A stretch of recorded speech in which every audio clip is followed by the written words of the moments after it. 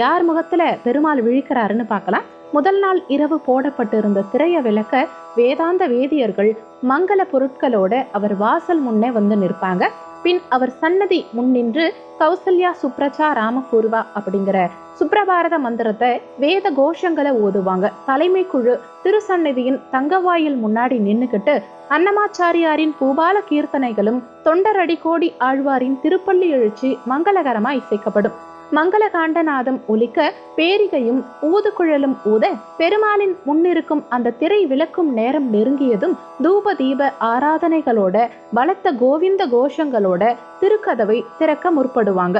அதுவரைக்கும் அவர் முன் நின்ற அனைவருமே ஒதுங்கிப்பாங்க. பெருமாளின் கண்களுக்கு நேரா நிற்கும் அந்த அதிர்ஷ்டசாலி யாருன்னா 30 தேவர்களும் வாசம் செய்யக்கூடிய கோமாதா தான் அந்த அதிர்ஷ்டம் நிறைந்த புண்ணியவதி. கன்றுடன் கூடிய பசுமாட்டின் பின்புறமே பெருமாளின் முதல் பார்வை படக்கூடிய